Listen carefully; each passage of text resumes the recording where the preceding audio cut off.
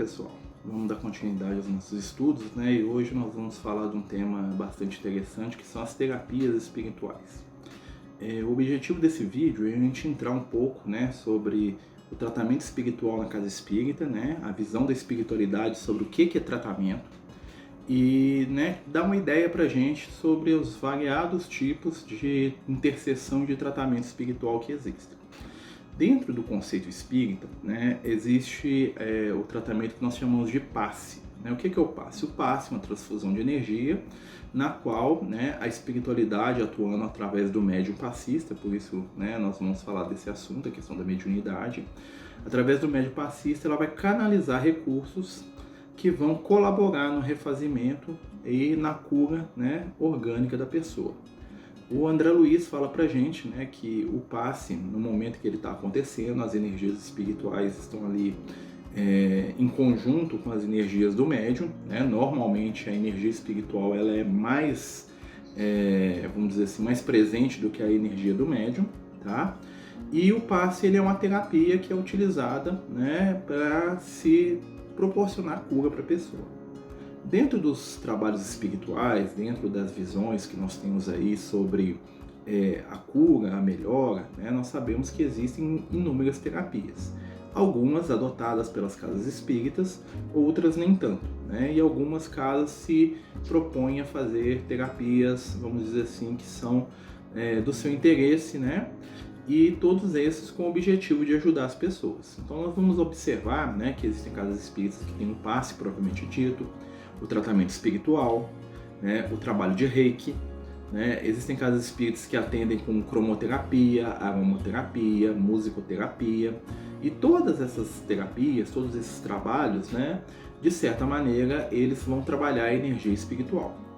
Na época do Kardec, era muito comum, né, estava em alta, os trabalhos do Franz Mesmer. Né? O Mesmer ele era um estudioso, né, do magnetismo, e ele desenvolveu a técnica do magnetismo moderno, que é, né, o que deu base, vamos dizer assim, para a criação do passe espírita. Tá? Na época do Kardec, não existia o passe da maneira como a gente entende, tá certo? O Kardec ele trabalhava com a questão da imposição de mãos, normalmente os espíritos que faziam isso. Tem uma mensagem muito bonita no Evangelho segundo o Espiritismo, no qual o Puradarmes, né, para quem não sabe, o Puradarmes era um frade, um padre, né, em francês, que tinha desencarnado na época do Kardec, e ele era muito famoso ali na França como um grande curandeiro. Né? Eles falavam que ele curava as pessoas pelo toque. E no Evangelho segundo o Espiritismo, tem uma história de uma senhora que vai até a Sociedade Espírita de Paris, né, com o coração cheio de esperança, porque ela estava cega, e ela queria receber uma cura da espiritualidade. E aí o Puradarmes, manifestando através de uma médium, né, pela psicografia, ele faz uma linda mensagem que a gente vai ver lá no Evangelho segundo o Espiritismo, que ele fala sobre essa questão. Olha, eu poderia impor minhas mãos sobre você e te curar, né, mas na verdade quem cura é Deus. E aí ele faz um paralelo entre a visão física e a visão espiritual. Né? Se a cura física vai ajudar na cura espiritual. É muito interessante isso. Ainda mais hoje, que nós estamos muito mais preocupados com a situação de momento, né? Com a situação da cura ali, vamos dizer, dos 5 minutos, né? Aquilo imediato, do que com o processo mesmo de transformação que vai favorecer a cura. Então, dentro da casa espírita, né, da maneira clássica, vamos dizer assim, aquilo que é orientado pelos órgãos federativos, pela FEB e tal, é que o passe espírita seja apenas uma imposição de mão sobre as pessoas, né, e que a espiritualidade vai fazer todo o trabalho ali de cura dentro daquilo que a espiritualidade entende como necessário, certo? Isso aí é o básico. Claro que existem algumas casas espíritas que têm um certo gestual, tem uma certa organização diferente, né?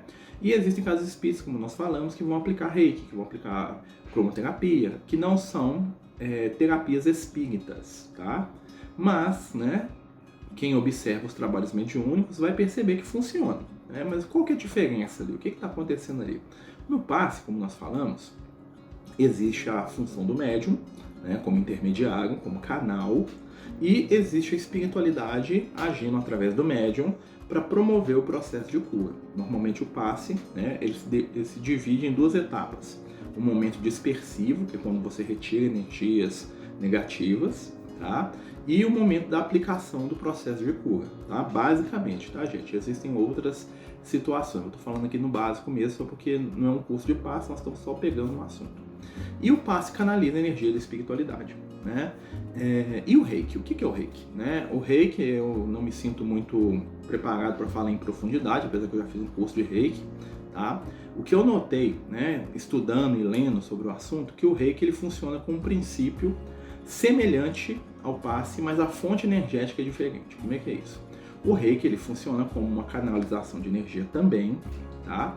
Ele tem todo um conteúdo gestual, todo um conteúdo ritualístico, né, que é próprio daquele preparo que as pessoas fazem para aplicá-lo. Nisso ele difere do passe.